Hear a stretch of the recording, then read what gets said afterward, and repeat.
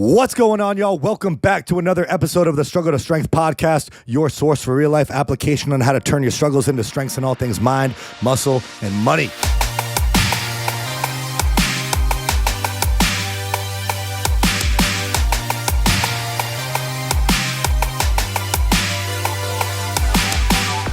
All these lifestyle factors make a big difference. And it seems like you talk a lot about this stuff. So obviously, like breathing, optimizing life, optimizing routines and habits, and all of these different variables of health and fitness are really important to you. I'm curious if we can kind of jump into it. I'd love to learn about where you got started. I know you started with you were managing like 40 something coaches and like 500 plus training programs at a time. So I have questions on productivity hacks for you too, but I would love to just learn a little bit more and have you tell the listeners kind of where you started and what set you on this path and how you got here. Let's do it, man. All right. So kid, loved sports, teenage years, played competitive tennis, lacrosse, hockey, obsessive. Right. And then when I went to university, that obsession stopped with sports and I ended up picking up alcohol and drugs. I worked in the bar industry, like a heavy dopamine system means that you get addicted to things quickly. Yep. And luckily I'm addicted to healthy things. No, I'm just kidding. No, I feel the same way. Yeah. I had this. Dude, exact same story. Yeah. I had the exact same story. I think all three of us do. So yeah. We're on the same page. It's common, right? Because it's the way you do one thing is the way you do anything. So university kind of went down this dark road. I just thought it was cool, man. Like it was like status, like going out to bars, being seen with certain people. I was drinking because like I thought that was dope, but it wasn't dope at all. Anyways, I had some good times. So what happened was I just pushed the pedal to the metal, and around my 21st birthday, I developed a pretty bad panic disorder. I had this big night, and I just remember being in the car. My mom, I think we were going to go Father's Day golf, and I remember being in the back seat. My brother's in the front, and I just had this crazy, like it almost felt like drugs. You know what I mean? Like almost a loss of control. And my brother saw it in the back, saw me in back seat. He's like, "Man, what just happened?" I was like, "I don't know." But that was my first panic attack. Mm-hmm. And then 2 weeks later, I'm at Good Life. If you don't know, in Canada, that's a big gym chain. I'm selling gym memberships. And I go down and like, they have to call the ambulance. I'm like, what's happening to me? I've developed a panic disorder. Right. And so it just keeps happening. And then all of a sudden it's summertime. Like I can't get out of bed. I'm so depressed about my panic disorder. And I'm like, things need to start changing. Right. So obviously, did MRIs, did everything. Cause I'm like, I'm not anxious. I'm so calm. How can I have a panic disorder? What the fuck is going on with me? Pardon if we don't swear on this show. No, we swear on this show. Yeah. Okay. We talk about drugs on this show. We do everything on this show. let it rip. Okay. So, and then like, I just like, man, like this isn't the life I want to live. So it took me a while to slowly, taper out of it.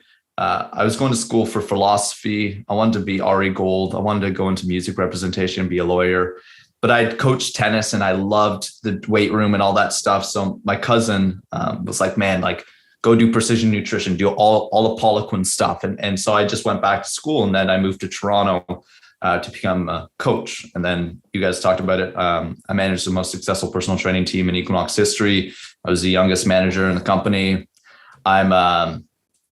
I'm competitive. And then like 3 years in, or sorry, it was 5 years, 3 years into managing, I was like, man, personal training is kind of broken, eh? None of our clients know what to eat. None of our clients know how to sleep, how to breathe, all this shit that's so important for success. Yes. So then I started M-Perform to really help people with everything from mindset and behavior change to recovery, stress management, sleep, breathing, to nutrition, behavior change around nutritional habits. And then of course, optimizing the physical body. Let's train like athletes and look like athletes. Yeah. Dude, I could not agree with you more. We have very similar lives, I think. Like our stories are incredibly similar. And health and fitness has definitely become like a new, healthy addiction, if we want to call it that.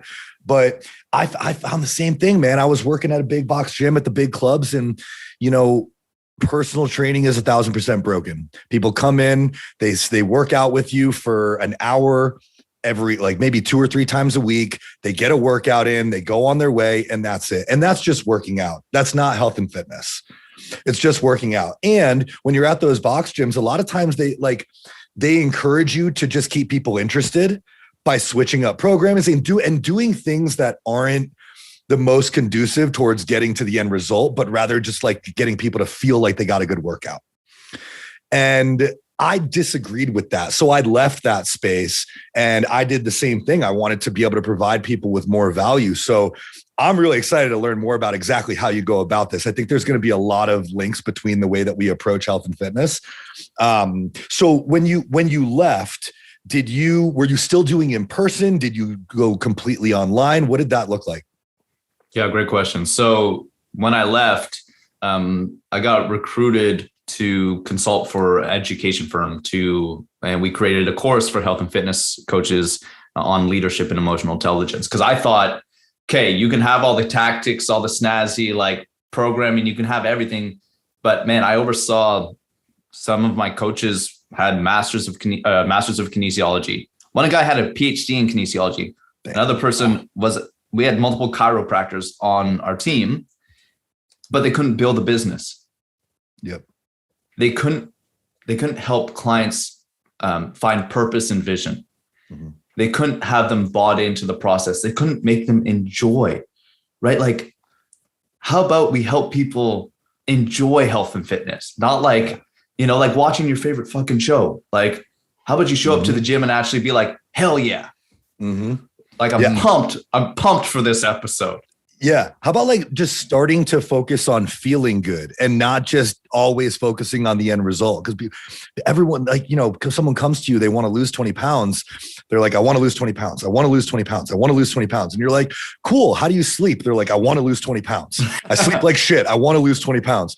And like getting people to understand the process, the habits, the routines that get you there is the most important part. So how do you go about getting people to actually buy into the habits of how do I feel good and how do I get healthy? And then my body is going to be the way I want it to be. Yeah. The best way I describe it is I work with a lot of high performing men, ages 30 to 50. That's who I've always coached. Mm-hmm. And basically when they come into my world is I just say, hey man, you're running around an old beat up Dodge Caravan from the 1980s. Mm. Like your engine fucking sucks. I'm sorry to say, man, like the reason why you're holding on to fat like this, the reason why you have no energy is because you want to be a Ferrari, but you got no brakes. So we need to take that engine out, that shitty van engine. I need to put in the V12. So that's how I do it. And then I focus on the kink in their armor, what's holding them back. Yep. I'm sorry, but if we can't fix your relationship with food, we're stuck. Mm-hmm.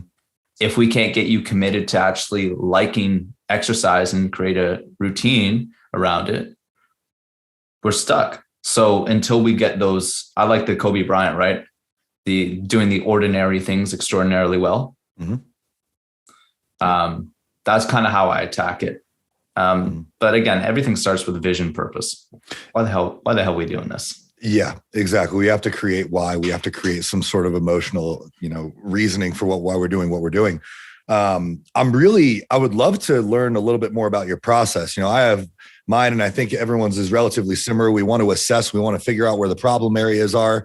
But you do speak a lot about habits, routines, and we were talking about breathing and the importance of sleep before we actually really dove in. So I would love to learn, of course, the first thing that you're doing with your clients is you're assessing their needs. What do they want? What's currently working really well with their programming? What needs to be adjusted? When you're going about implementing those new habits and adjusting lifestyle routines and creating lifestyle change, that can be hard for a lot of people. And so, Travis and I were talking before we got on this show, we were talking about the atomic habits kind of approach. So I'm curious to hear your approach. Yeah, that James Clear, man, it works really well. So what's your approach in establishing new habits with your clients? Because a lot of times we see pushback if we do too much too soon. Of course. And everything starts small. I mean, BJ Fogg, James Clear, they all have the similar model. Mm-hmm. Cue, that creates a motivation, that creates a response, that creates a reward. Mm-hmm. Bad habit, positive habit, same reward. It's the same system. And I think there's a ton of value to that, but everything has to be easy, man. It has to be easy for the person to do. You know, it's really easy to stay on your diet if you do a kitchen audit and nothing in your refrigerator or cupboards is going to set you back. Right. Yep. It's really easy to exercise if the first thing when you wake up you put on is your gym clothes.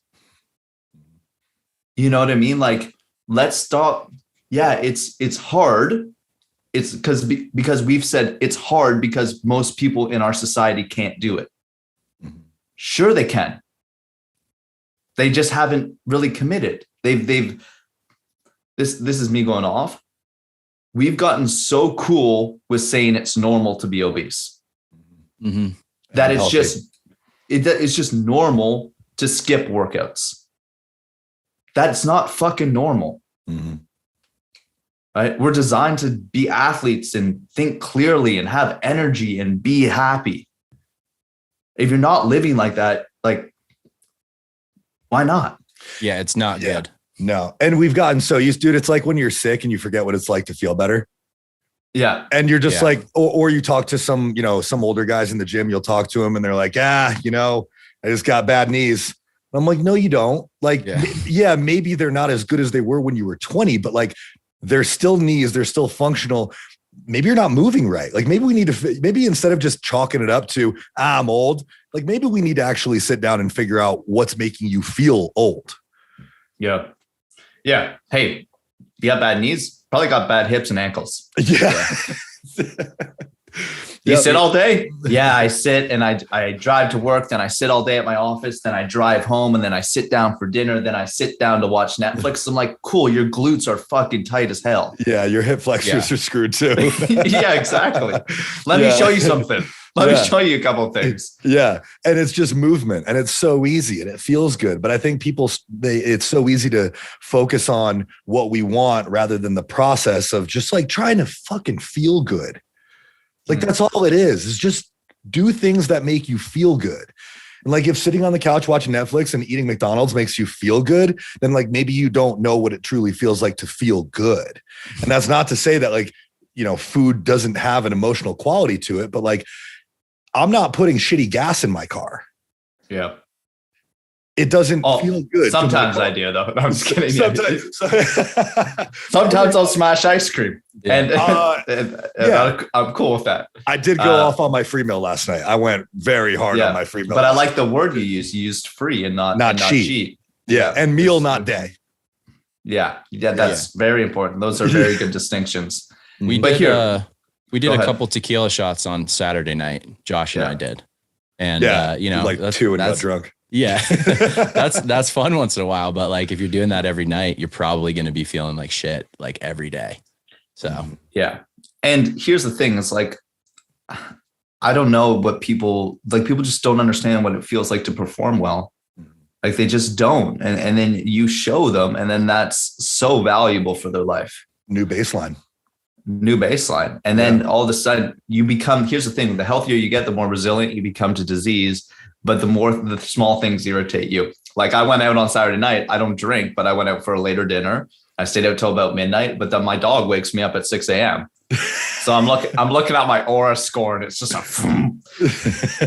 yesterday I was like, man, I'm tired. This sucks. But in the grand scheme of things, the more you take care of yourself, and I'm so excited to like actually have this conversation with another coach that gets it. Cause like the more you take care of yourself, the more you optimize these different areas of your life. You manage your stress well, you sleep well, you opt for foods that digest well for you. You take care of your mental health, you do your self-care, your gratitudes, all that shit. You're lessening stress on your body. And that just means that every now and then, when you do want to indulge a little bit, you can take a hit. You know you can take a hit. You're still going to be way farther along than you were before Because before you just were taking hits all the time. And now you can become more aware of where your body's at, what your digestion feels like. Can I have real dairy ice cream right now? Is it going to set me back too far? Okay. Dairy hates me. Dude, dairy hates me too. And every now and then I'm like, you know what? My digestion feels really good. I'm sleeping well. Biofeedback's great. Performance is up in the gym. I can put cheese on my cheeseburger tonight and it's not going to set me back too far. Like, cause it's delicious, but I'm not doing that all the time. So we're just learning to think critically. Yeah, I think one of the biggest feedbacks I get from clients is like, thank you for helping me master my body and understanding how it actually works. Because no one's given us the user manual to this amazing, complex, thing we live in. And in fact, it's quite opposite. Like we've been told for so long to do shit that's not helping us, like always eat less and move more. You know, like everything that's been mainstream marketed to us has been just to get to the end goal, like by any means necessary. And people like you are trying to reverse all that poor information that people got shoved down their throats and actually provide like real sustainable change. Well, it's too bad. Like I even have clients who like send me stuff from Liver King or like, Carnivore MD and like, hey guys, if those guys are producing people that are healthier, awesome. Anything a coach is doing online and it's helping someone, I'm down with. But again, like you asked me what my process is the first thing is breaking beliefs. Okay. So you've thought carbs make you fat for the last 20 years. But let me tell you something. Any overconsumption of any macronutrient makes you fat. Okay. So what are your limiting beliefs, or what is some shit information you've already been fed that I just need to break? Because you need to go somewhere. Here's a vision. Here's a mountaintop we need to climb. And there's roadblocks we're going to run into. I want to make sure that we address them right now. Right. Then of course, accountability is going to be super important. The tactics. Okay. What does their nutrition need to look like? I'd love to use lab work as much as possible, get food intolerance. But that's not always the deal. But I want to assess 6 things every week.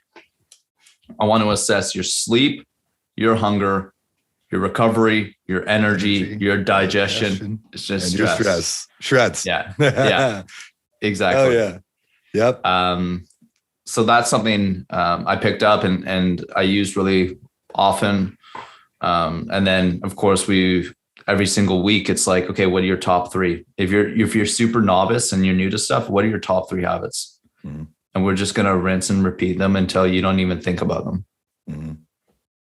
And it's finding finding ways to make those habits work for those people. Not every like this. And this is where I had a conversation with a gentleman the other day who was asking, like, hey, is my plan different? Is my plan different than, the other guy? And I'm like, well, you're a completely different person. So yeah, of course your plan's different. Now, if I gave a generic plan to everybody, especially when it was this in depth, like you might not be able to, your stress mitigation techniques might not involve practicing gratitudes every morning because you think it's stupid. And like, you'll never be able to like stare yourself in the mirror and say 3 things out loud that you're grateful for. That's fine. Let's figure out something that does, because all of that is going to help improve these 6 variables that you track. So yeah, number 1, we have to break down the beliefs and the barriers of like carbs make you fat, sugar is bad for you, the salt is bad for you. I have to eat less to lose weight. I have to do cardio to lose weight. Like all these things. I go to the gym to burn fat. Bullshit. Yeah, and no days off. All this shit. Yeah. So we have to. Yeah, one of the hardest parts of our job is unlearning shit. Yeah. And I have them too. I think we can all agree that like, oh, I thought it was this way oh, that's not right. Yeah. We're constantly trying to do that as coaches though. We're like, this is what I believe, and constantly trying to find things that maybe prove us wrong, because that's how we learn. That's how we progress. If you present information to me and it proves me wrong and I believe you now, and it makes sense, and I can actually back it, then I'm like, cool, my perspective has changed.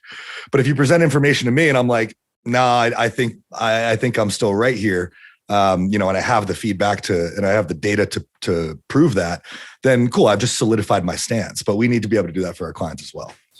And there's a bias to that. People, we all seek information that's going to confirm our bias. Yeah. It's easy to do that. It's easy. Am I big boned? No. Yeah. Do big boned people exist? Yeah. People of larger stature exist.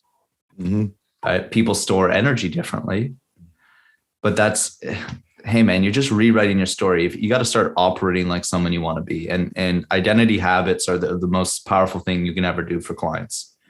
Is who do you want to be? Is it a hero, a leader, an athlete? Because that's how I embody my life. I want to wake up each day like an athlete. Yep. Okay, and then once you start to see your habits in your life through the lens of this person you're aspiring to be, it's so much easier to stick to it. Does an athlete put this in their body? No. Mm-hmm. Rules. Does an athlete exercise every day? Of course. Does he recover? Does he treat his body right? Does he do mobility before bed? Yeah, duh. Yep. Right? So helping my general pop clients, or just like maybe they're fathers, maybe they're leaders in the business, and they're just being like, man, like, who's your superhero? Like, what does that look like? I think this is a great way to sort of identify what people need to do to get to where they want to be. And so I'd like to dive into this a little bit. You called them identity habits. So yeah, your first conversation with them around these habits is, who do you want to be? Do you want to be an athlete? Do you want to be just a fit and healthy dad? And then identifying the traits and characteristics and the habits and routines of the people that are that. So, you stop at a gas station and you need a quick snack. What would an athlete get? They're going to get a protein shake or a bag of chips. Yeah. So I'd love to dive a little bit more into the habits, because we've touched on this a lot. What are some habits that you think would benefit most people to start focusing on? And I like, usually it's like sleep and food selection for me. And what are simple ways that people can just like right now today improve their life by identifying who they want to be and how they're going to get there? Yeah. Like for general population, I think, today started last night. Mm-hmm. Is having an effective plan is spending 30 minutes at the end. Like I do it from 7:30 to 8 every night. Is I script my next day from what I'm working on, when I'm doing my deep work. You talked about productivity. I love this shit. Productivity, what time I'm going to train, what I'm going to train, everything. My clothes are all laid out, everything. Cause I run a business. I have a lot on my mind. I just want to show up and play. Mm-hmm. What does your script look like? Do you just have like an Apple Notes page and you just write it out? Is it just like a few bullet points? Is it a written journal? I got the brain journal. So this for me personal, and then I have the business one. So there are two journals that you actually physically write things in. Yeah, I'm old school. Okay. I like that. And I need that, because if I can't see it or reference it or look at it, like if it's in my phone, I'll open my phone to check my notes and all of a sudden I'm on Instagram, and it just doesn't work. I need it to be just for that. Yeah. Yeah. So when I script my days, it's you got to chunk them in like, so habits that occur, think about your day as in 3 parts, 0 to 8 hours upon waking. So let's say you wake up at 6 a.m., for instance. Between 6 a.m. and 2 p.m. is your first 8-hour block. Okay. Your top habits, or what you're working on, are so much more successful what happens in that first 8 hours. Yeah. Okay. So if you're trying to exercise and waiting until after work, not going to happen. I promise you. You have to do it at lunch or beforehand, before work. Then the second part of your day is maybe you want to do some wind down stuff. Maybe you want to do some administration work, some things that don't require a lot of brain power, things that you enjoy doing. Maybe you want to scroll during that time. Right. So that's 8 to about, 16 or 9 to 16 hours of the day, and then 16 to 24. Hopefully you're sleeping. Yeah. So if I chunk my day and script my day based on those principles, within the first 8 hours of waking up, like I'm at my desk within 15 minutes of waking up, and I got my red light shining on me. Like I have my journal going. You like a red light in the morning? I'm just doing some red light therapy in the morning. Is that a Juve? It's called a Kula, I believe. Okay. So whoever's listening, it's like a little box that shines a red light, and it comes from like right in front of you, right? Or yeah. Anyways, so then I work on my most important tasks in my business. MITs. Yep. And these are all planned the night before. So I didn't even think about it. I don't want to use the brain power of me being fresh in the morning to think about what I'm going to do the next day. I do 90 minutes to 120 minutes of deep work, uninterrupted, destroy all distractions. And then my dog and we head on a 30-minute hike and we're bolting. I get that morning sunlight. He gets a play, we enjoy, and then I'm training. Focus on strength because I like lifting heavy shit. I like running fast, pushing stuff, doing some strongman stuff. And then I'm at my desk taking calls by 10 a.m. I take calls from about 10 till 1, maybe 10 till 2. Try and limit it to 4 hours of Zoom a day. You guys know the burnout. Mm-hmm. Yeah. And then from 1 to 2, I post on, social media, everything like that. And then in the afternoon, I do, obviously communication with my teams and my clients. And then I really try and wrap up everything by about 3 or 4. Yeah. That's a solid day. And I like the way you lay it out. Like not long ago in my calendar, like blocked off all my things like that in my calendar. For when I'm writing my emails, when I'm writing my social content, when I'm training, when I'm doing all that. But I like the way you've structured it around when you have the most brain power and when you're just doing kind of like mindless admin type shit. Yeah. And it's making me think about restructuring my day. So I like last Thursday, I had to do business banking. I scheduled at 3 p.m. because I'm just gonna sit there and be like, fuck, I don't want to be here. You know what I mean? Like, I'm not gonna schedule it at like 9 a.m. or 10 a.m. when like I want to be high energy. I want to like when clients are connecting with me or like, I'm connecting with my team and trying to push them. I want to be on. Mm-hmm. Just knowing, and that comes from being healthy and taking notes and understanding yourself. Is like some people feel super optimized like early afternoon or late afternoon. I'd rather finish around 3 or 4, go into the mountains, have some break, go on another hike with my dog, and then be home by like 6 and kind of winding down for the day. Mm-hmm. Like really move. Like, I know it sounds really cheesy, but like deep work to deep love, and deep love in the sense of connecting with people, but also connecting with your hobbies. Mm-hmm. Yeah. So at the end of the day, you have something to look for. We talked about life being fun.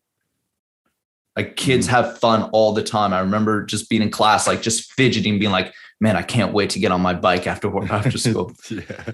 But guess what? Now I'm an adult. Like I can't wait to get on my bike after work. Yeah. And you can do that. Like I talk about like survival mode to thrive mode. Like that shit's fun, man. I go to Whistler on Wednesday, which is, you guys know, is a ski resort here. Always wanted to go. Yeah, exactly. Yeah. Like having those things in your like plan your personal activities that fill your cup. What'd you do for inspiration this weekend? Like, what did you do to fill your cup? Because your cup's being drained everywhere else. Mm-hmm. Like plan yourself, then plan your personal relationships, and then plan work. Mm-hmm. That's a really good note, because everyone who's listening, especially as we transitioned into a lot of work from home type environments, everyone's just working. Number one, they don't have a good workspace or a work environment. So I see like you're in an office right now. Like this is your office. This is where you come and you do work. You're probably not in here if you're not doing work. So when you go into this environment, you're here to do work. And sometimes I shop for shoes and stuff. That's important. That's important work. That's a rare occasion. And it happens After 2 p.m., right? Yeah. Because it's fun time, right? Yeah. But you're right. Structuring in the fun stuff. If you don't take time to do that, you're just going to get caught up in work. And how many times do you hear your clients say that they just, I don't know, I just get stuck in my work and I don't get up and I don't go for a walk and I forget to eat and I do all this stuff. Like sometimes you do just need to put that in your calendar. Just schedule it and schedule it as something fun. Like I hate the word workout. So at Emperform, we train. Like workout, it sounds, I missed my workout today. In my calendar, it's not training, it's not workout, it's PA because it's physical activity. Because my favorite part of high school was PA. Yeah. Was physical activity. It's something to look forward to. Mm-hmm. We talked about language. It's so important to have those little distinctions. Mm-hmm. Yeah, like it makes a difference. Cheat meal and refuel meal. Mm-hmm. Refuel meal or fun meal. I'm having fun. Yeah. Like you're not cheating.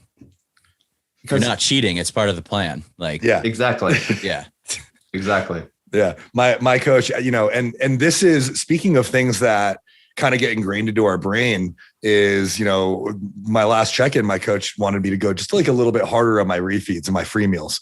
Cause I have one free meal per week. And with my previous coach, I had kind of just gotten into the idea that, free meals are about 1,000 to 1,200 calories. They're in that range. It's hard for me to eat enough to gain significant muscle. Like I need to eat a lot of food. I need to very well manage all my variables. I'm not one of those people that packs on a ton of muscle really easily. And my coach was like, yeah, go a little bit harder on your free meals. And I was like, I get to have more fun on my free meals. So last night, I got to have a lot of fun on my free meal and, maybe went a little bit overboard, but I felt great. And like the reduction in stress of being able to like be free with that was so important to me. And, you talked about structuring the fun times in your day. For me personally, I love training. I look forward to it every day. I get to pull today. I've been looking forward to pulling since last week when I last pulled. Like I think about it all the time. So I train in the afternoon because it's something that I look forward to. Whereas other people, like you're talking about your clients, it's like wake up first thing in the morning, put your exercise clothes on and like just go train because you have to just get in the process of doing it until you learn to love it. Then maybe it's something that you can look forward to. Yeah. And then it becomes spontaneous that you'll do it whenever. Like that's cool. But in the beginning, like I've just been doing this for too long to hear people say, yeah, I train after work and then never happened. Yeah. And listen, I just want to see people win. And unfortunately, like the way I describe accountability is my mother used to yell at me every morning and night to brush my teeth. Right. And now as an adult, I brush them every morning and night. Sometimes I even floss. Sometimes I even brush them during the day. And I actually look forward to it. That's how you have to help with accountability with clients, is that make healthy habits like brushing their teeth. Because it's the same thing. If we don't brush our teeth, they rot. They go bad. If you don't take care of your body, it rots. It goes bad. You lose life, health span and lifespan. Like especially our demographic, you boys seem around my age. I went golfing with a couple buddies, like maybe a couple summers ago. They're my age, they're in banking, whatever like that. And watching them try and swing a golf club at 30 years old was kind of embarrassing with their limited mobility and like, extra body fat like that. I'm like, oh shit, man, we're in for it. Yep. Yeah. You gotta take care of yourself and not only take care of your body, but like the inclusion of taking care of your mind is something that a lot of people miss in health and fitness. And so, I don't know how many clients you get that are surprised at the mindset work that you do, but it's an important part of what we do. So I imagine that you take into consideration things like self-care and stress mitigation techniques and whatnot to work on with your clients as well. How do you go about structuring those? And how many people do you find that come to you that are already doing them? Very few are already doing them. Mm-hmm. And the two most dangerous words in the English dictionary is "I know." You ever had that when clients say, "Oh, I know what to do"? No, you don't, because true understanding is application. Mm-hmm. So I think I can't help you build a body if you have lifestyle constraints. Mm-hmm. So if you're stressed out the yin yang and we don't attack that stress like optimally, like here's the thing, stress is inevitable. We all experience stress, but the way we perceive stress is the most important part of it, because a life without stress is a life without meaning, because we care about the things we stress about. Mm-hmm. But understanding that as you become more healthy and resilient, you actually, like, let's say we know when you sleep well, REM is basically your free counseling every night. Your emotional bullshit you went through the day before is basically just washed, right? You got to think about sleep as you put your dishwasher at the end of the night, at the end of the day. If you forget to put a pod in, you wake up and you pull up the dishwasher and things are still on the plate. You have crusts, it's gross still. That's what happens when you don't sleep well. So I think when it comes to stress management, what are your inspirational activities we got to do every day? Is it journaling, walking, sex? What are the things what are your non-negotiables? What are your non-negotiables for nutrition? Because if you eat an inflammatory diet, sugar makes you more stressed. Although the comfort foods give you comfort, like my man Josh, you ate that big meal last night. If we were to put an Oura ring on you or whatever tracking device to track your HRV this morning, it would have been in the gutter, likely. Let me tell you. Keep going, but I'm going to tell you. Okay, we'll see. We'll see if of a world, an example. We'll see if I'm lower than I was before. Because full disclosure, I had one burger and then another double bacon cheeseburger, some fries, and some Cold Stone. So I went in. Okay, my HRV was 137 last night while I was sleeping. Average is 139. Yeah. Boy, my man's fit. Dude, we good. How close was that to bed? Let's see. I think we went out around 7:30, 8:39. It was probably like 2-3 hours. Okay. That's good. So you got the full digestive cycle. I walked around a little bit. I was feeling heavy. Yeah, that makes sense. Anyways, what people don't know is their nutritional choices, whether it's alcohol, sugar, whatever that stuff, like whether it's dairy, they're eating off what their body can actually metabolize properly. Like those are all stressful events. Because those are the things that we can kind of remove. And then what things can we add? Like acute stress from exercise. Exercise is one of the best things you can do just for well-being, like just feeling good, feeling accomplished, man. Like when you have a tough workout, when you didn't want to do it and you walk out of that bed, that gym session, you are on another level. Mm-hmm. I think I can't tell people to quit their jobs. I can't tell people to get out of relationships. I can tell them that, hey, there's probably some relationships in your life that are holding you back. Are you okay to confront those? I had them. I used to party with a bunch of people and people that didn't have goals or any ambitions or didn't support where I wanted to go. And that's cool. Mm-hmm. Yeah. And kind of what you're referring to is like control what you can, for those who like, one of the things that I learned in therapy years ago is like the serenity prayer. And I'm not very religious, but like control what you can and identify, like let go what you can't and know the difference. And like you said, people can't quit their jobs. If their boss is an asshole, that's not really something they can control. You can control how you respond to it, but you can't control that. You can't control if you had, got rear-ended, that's a stress.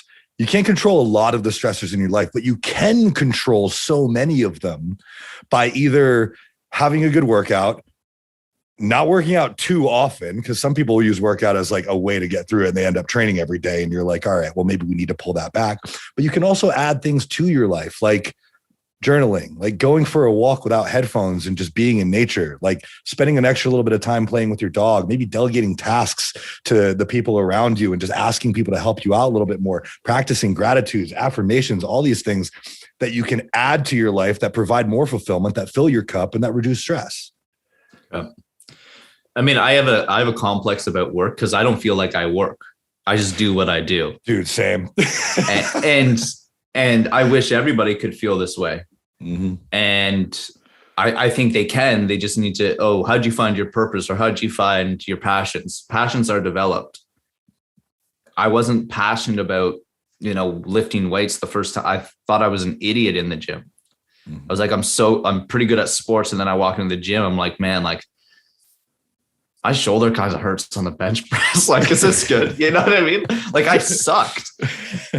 And it's not that it was like, I didn't like get addicted to it immediately. It took it takes time. And I think with work too, it's like Dr. DeMartini says, what do you do spontaneously?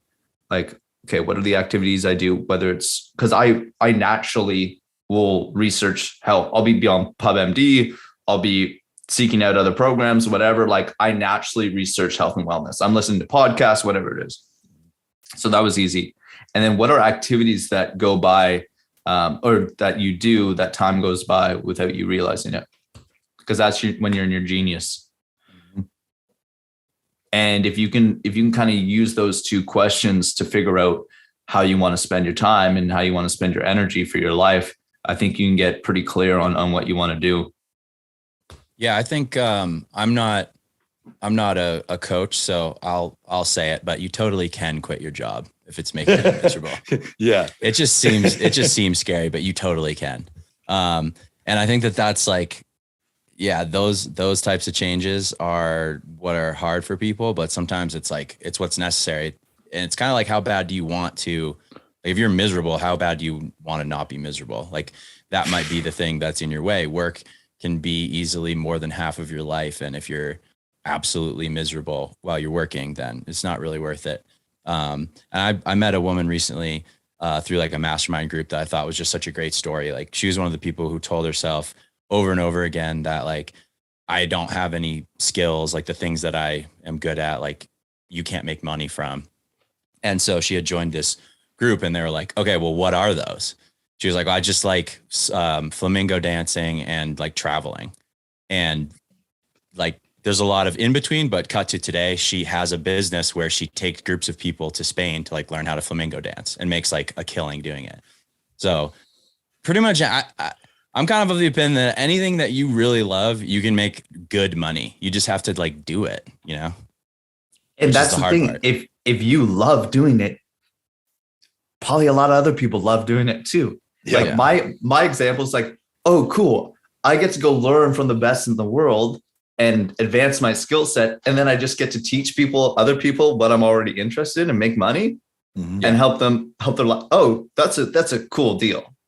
It's like, I think a lot of people are like, there's like a little subconscious part of them that thinks that there's something wrong with that. Like, it's like bad to like make money doing something that's fun. Like, work should be work, Like, I hate this, but it's like, it's my work. And it's like, dude, you really can make money doing something that you just straight up have fun doing. There's nothing that says that you can't do that. Yeah. And I think it's a good topic for us to talk about, because if you hate your job, then you hate exercising. Like, no wonder you feel like shit. Yeah. Like, your whole day is spent doing stuff you don't want to do. Like, eliminate it. Mm-hmm. But a lot of it is, I like where this is going. A lot of this comes down to, but it's comfortable. I hate my job, but it pays me really well. It pays the bills. I can provide for my family. And it would be so hard to find another job and to start over and to find something I'm passionate about and do what I want to do. And it's so much easier to sit on the couch. Like, this is all just what you think is comfortable right now, because kind of like the analogy that we spoke on before, if you've been sick for a long time, you forget what it feels like to feel better. You just get used to it. It's just the way it is. But your level of comfort doesn't have any much to do with like the potential that you have in your life other than your need to actually step outside that zone. So like Travis said, if you're not happy with your life, and I think we all agree, like if you're not happy with your life, if you're not happy with your job, like figure out what's not making you happy, and you can change that. It's just going to be scary. That's all. It's a little scary, but you can change it. And much like waking up in the morning and just putting on your exercise clothes because that makes it easier to exercise, it just takes one step. Like it just takes one choice to actually change these things. And that might be, if you hate your job, figuring out, like asking yourself these questions of like, what do you do spontaneously? What do you do where, time just flies by and you don't even notice that the time had gone? What are you passionate about? Is there a way for you to turn that into a business? That's what I did. Yeah. And that's completely changed the trajectory of my life. Now, some of us are forced into it. Like I found that through a surgery that had a really long recovery period, and it was a whole thing. And I couldn't train for over a year. Like all I was doing was learning about training. And I was like, oh, maybe this is my thing. Yeah. And I think with these two questions, I think almost everyone has an answer to one of those. So if you're unhappy, just focus on those things. It seems like a pretty simple solution.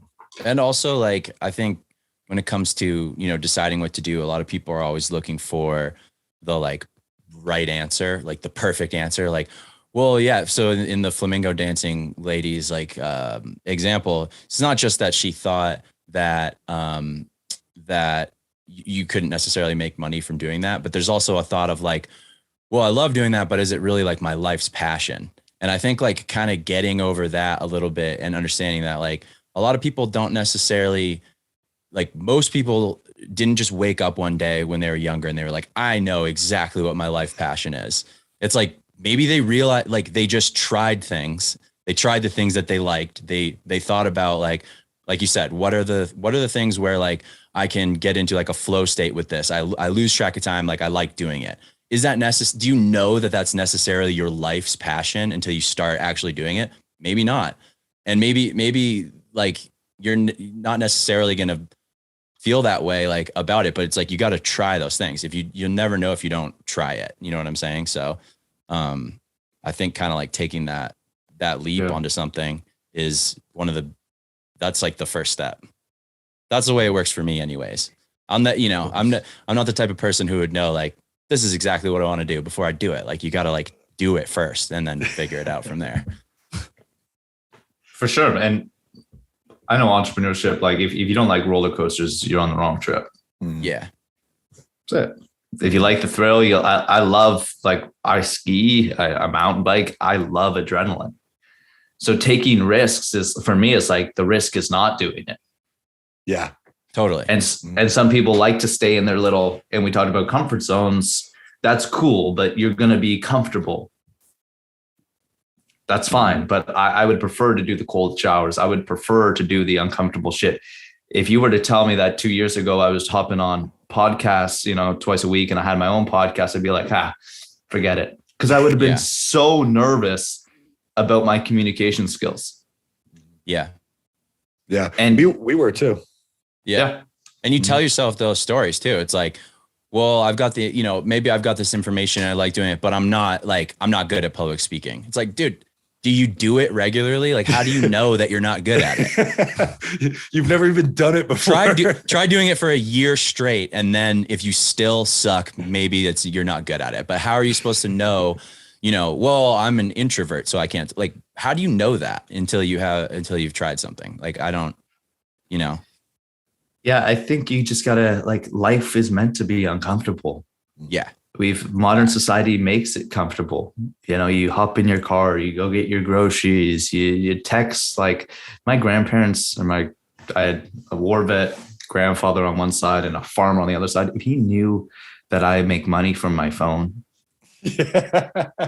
yeah, he would probably be proud at some level, but he'd be like, that's crazy. But at the same time, it's like, that's so easy, right? You're not out in the fields yielding. You're not like, in the cold heating, like stoking a fire for your family to like survive the night. Yeah. Think about how easy shit is. That's why exercise, man, push yourself, be uncomfortable, when the lactate comes on, know that you're getting better. Mm-hmm. That's why physical exercise is such a good way for personal development. Mm-hmm. That's such a great point. Like I think one of the amazing things of modern society is like how easy things are, but it's also like the biggest curse. Now it's up to you to create struggle in your life, because if you don't, you will have none and you will be depressed. That's just the way things work. The human brain, the phone's only been around for a few years. It's not going to rewire like hundreds of thousands of years of evolution. Your brain, like, you're not going to be happy if you're not like struggling for something. That's just the way that your brain works. And so you have to create those struggles yourself in your own life, because, and not for everybody, but for the majority of people who are going to be listening to this, that's the case. And I talk about this like all the time, but a great book that I read, Christian Junger Tribe, like they go through like studies that show levels of like depression, suicide, drug addiction and there's a direct correlation between the richer and the richer a society is, so like United States, for instance, and those things, like they go up together. And, what it shows is like the easier life is for people, the more fucked up their head gets. And so it's really up to you to create those struggles. Mm-hmm.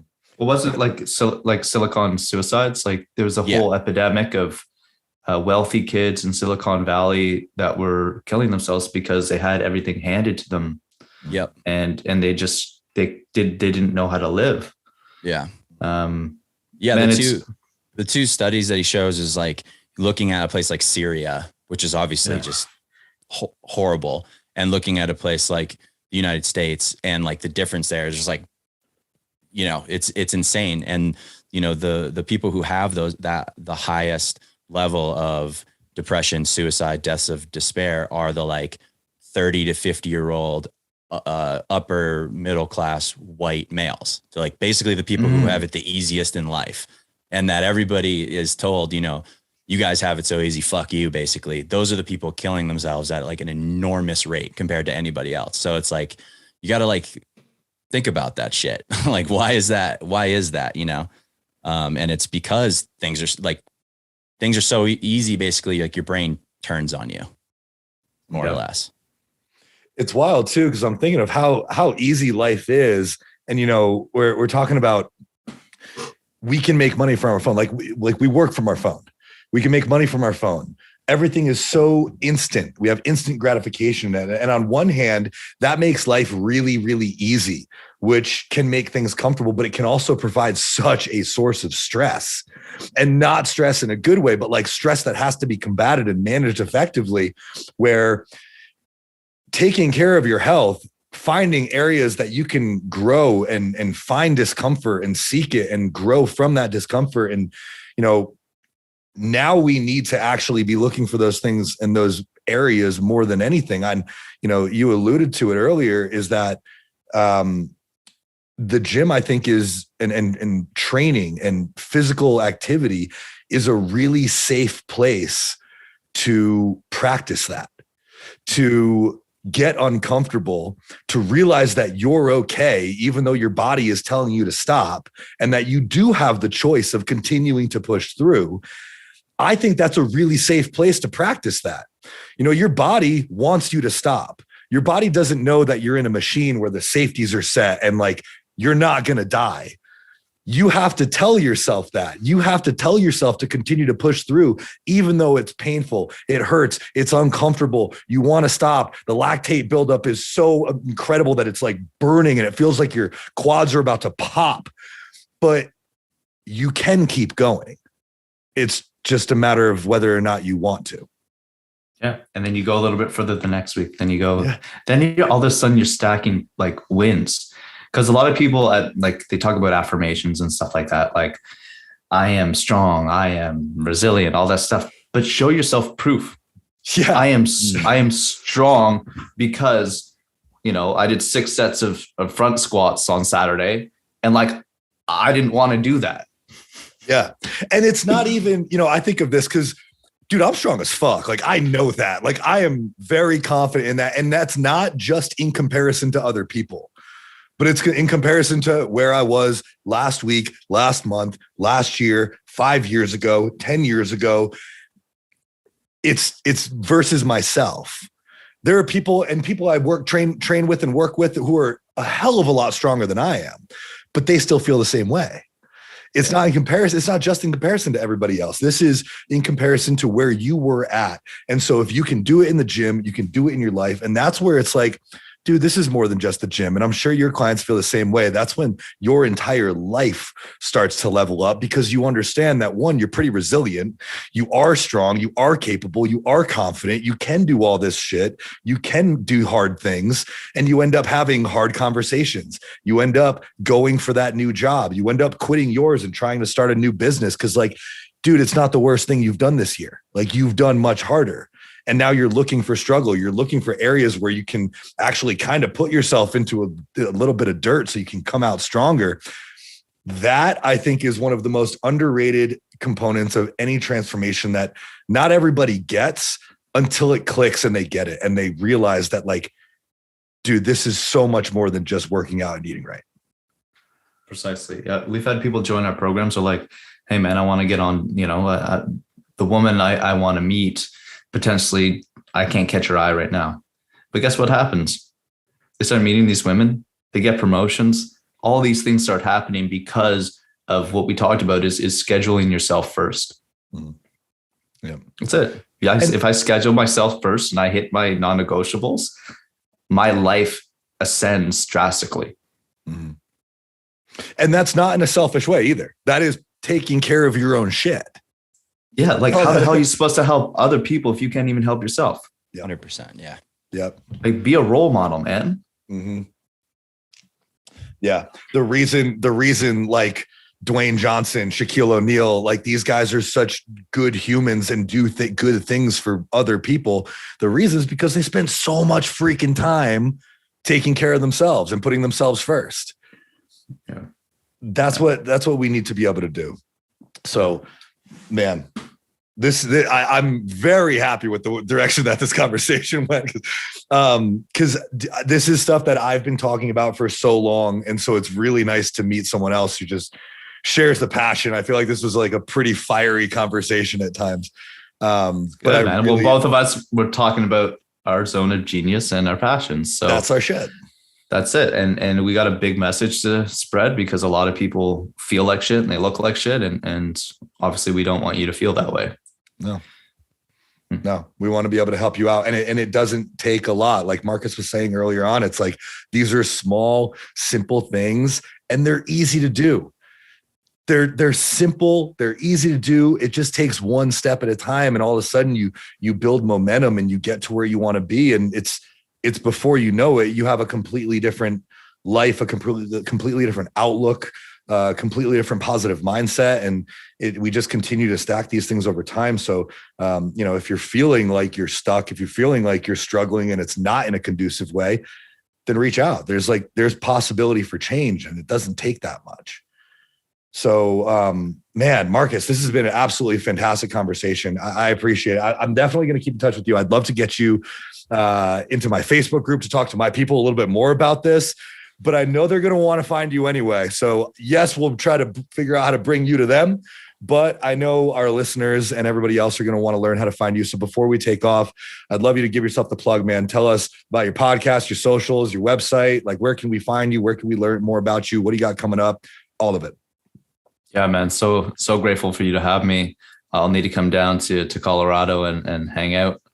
It's on my list, but my website is www.marcusmackay.co. I run a company called Emperform. We help people go from survival mode to thrive mode. On Instagram, I'm Marcus Mackay. My podcast is Thrive Mode Radio. Surprise, surprise. But anyways, I appreciate this conversation so much. And like I said, we have a sick society and we got a lot of work to do. So let's keep changing lives. Absolutely, man. I appreciate it. And when you do come down to Colorado, or we'll come up to Whistler, because I've always wanted to go there, we'll get some laps in. Yeah, we'll for sure get some laps in. I think Whistler is actually on our pass. Really? Okay. On Epic or Icon? Icon. It's on Icon? I think it's on Epic. Epic. Yeah. Okay. Cool. I got that too. So we're good. I moved to Colorado strictly for snowboarding. There was no other reason.